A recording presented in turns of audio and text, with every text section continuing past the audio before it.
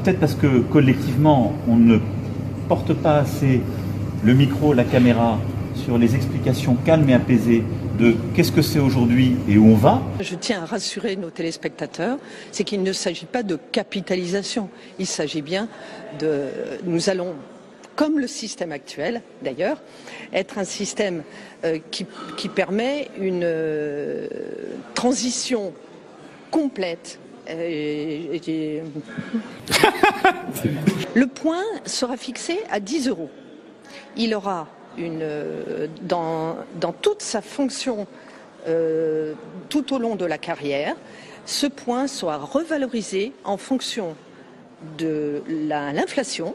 Ce qui est important, si vous voulez que les Français comprennent, il faut pouvoir leur expliquer. Si, parce qu'on passe par un système de points. Et donc la valeur de points fait que ça va permettre de valoriser toutes les années. Si on ne passait pas par les points, ça ne marche pas, parce que la valeur aujourd'hui, on compte les salaires, mais on ne compte pas la valeur en matière de salaire. Ceux qui nous regardent vont pas forcément percuter. Mais donc, par le système de points, par la valeur de points, on peut tout à fait faire en sorte que l'ensemble de la carrière soit égal ou supérieur à aujourd'hui par le système actuel. On prend certes des années, mais pas tout. Quand on explique et qu'on écoute, généralement, on arrive à comprendre. On part d'un régime actuel avec 42 régimes différents dans lequel c'est illisible pour personne. On va faire plus simple.